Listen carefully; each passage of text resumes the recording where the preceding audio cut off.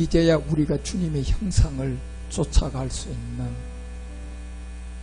그 복음 그리스도의 인도함을 따라 살아갈 수 있는 그런 시간이 왔습니다.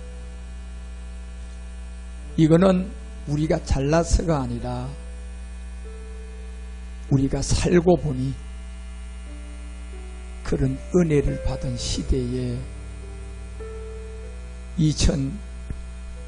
2019년도에 내가 죽지 않고 최씨 집에, 박씨 집에, 이씨 집에 그 혈통을 통하여 하나님의 나라에서 이 땅으로 들어온 사람들,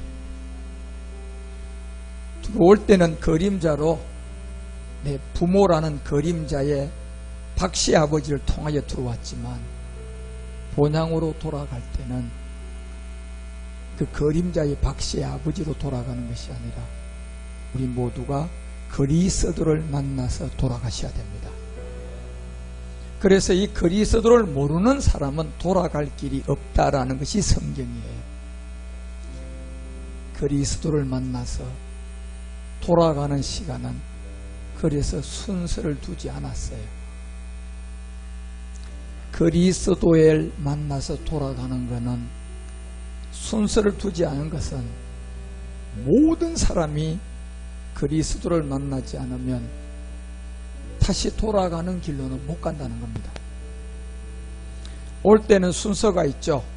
그래서 그림자의 내 부모의 이씨 아버지를 두고 이 땅에 들어오지만 들어와서는 끝나는 시간은 그림자를 다 벗어버리고 이제 그리스도 안에서 새로운 사람이 돼서 순서 없이 본향으로 가는 겁니다.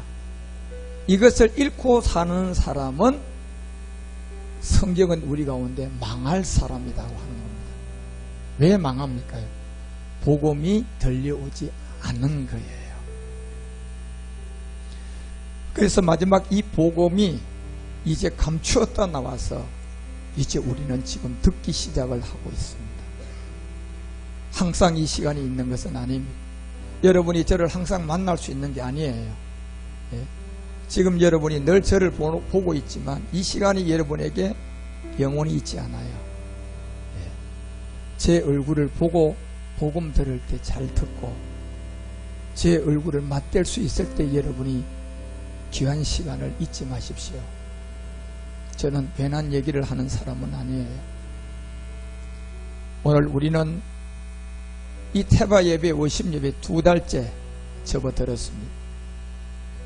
이제 곧 한국교회는 종교 자체가 무의미한 시대가 곧 옵니다.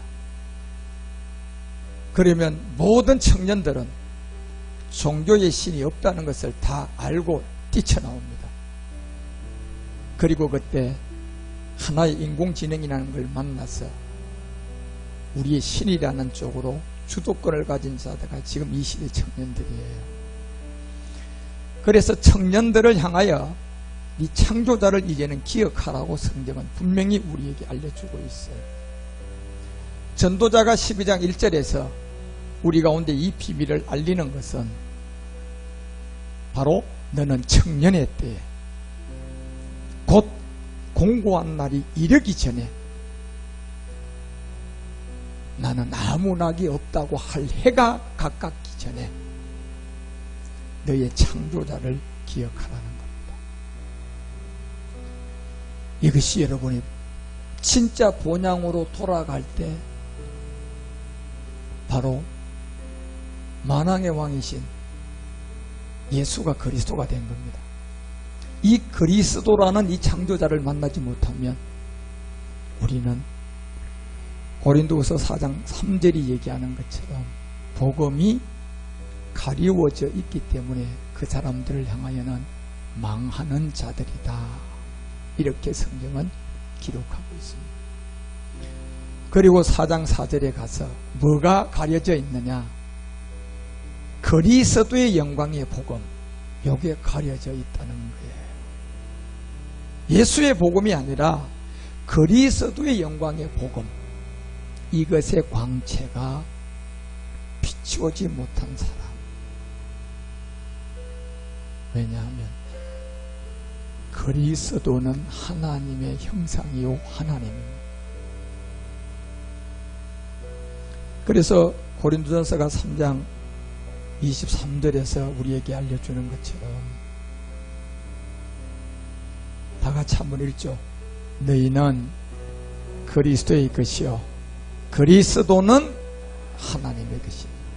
자, 이거는 언제 이루어질까요?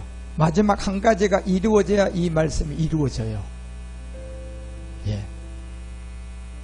이제 이거를 이룰 자가 나타난 거예요. 바로 여러분과 우리들이 지금 이 복음을 가지고 나타난 거예요. 뭘 이루려고요? 너희는 그리스도의 것, 그리스도는 뭐? 하나님. 이걸 이루기 위해서 이제 여러분과 우리가 이 자리에 나타난 거예요. 이제 우리는 여러분이 원하든 원치 않든 이 시대는 7년 기근이 들어옵니다. 예, 피해갈 수 없어요. 우리 한국은 올 겨울부터 시작될 가능성이 90%예요. 이것이 시작되면서 인류는 마지막 3차 전쟁의 불씨를 7년 기근을 가지고 시작될 겁니다.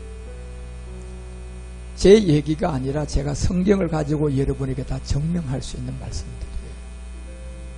이제 우리는 이 시대에 살고 있고 이 시대를 정말 이 복음을 만나서 여러분 이 기근을 준비하셔야 됩니다. 그게 요셉의 비밀이잖아요. 요셉을 만나 애굽에 들어가 13년 고생하고 30세에 애굽의 총리가 돼서 나오고 그 시간이 들어오니 요셉의 아버지 야곱이 다 떨어진 양식에 돈 가지고도 살 수 없는 기근이 들어왔을 때 요셉이 다시 애굽의 고센 땅으로 불러들입니다. 이 시간만 남은 거예요. 지금요. 인류의 시간표죠. 그래서 우리는 마지막 그리스도의 것이 되고 그리스도는 하나님이세요. 이게 안 들려오면 그거는 참 불행한 사람입니다. 어쩔 수가 없습니다. 이 생명은 내가 믿고 싶어서 믿을 수가 있는 게 아니에요. 생명이 와야 되잖아요. 예.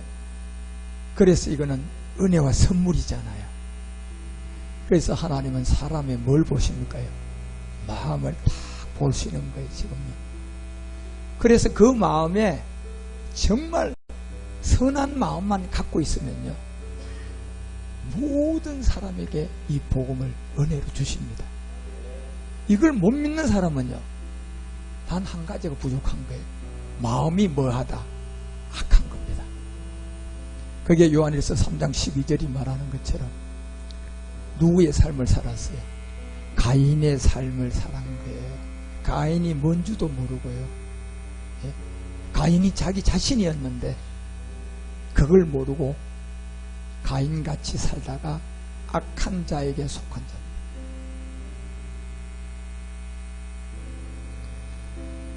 이제 여러분과 우리는 이 은혜로 이 복음이 감추어졌다 나왔고 이제는 감추었던 이 복음을 저로부터 들은 지가 벌써 많게는 9년차 10년차 된 사람도 있습니다.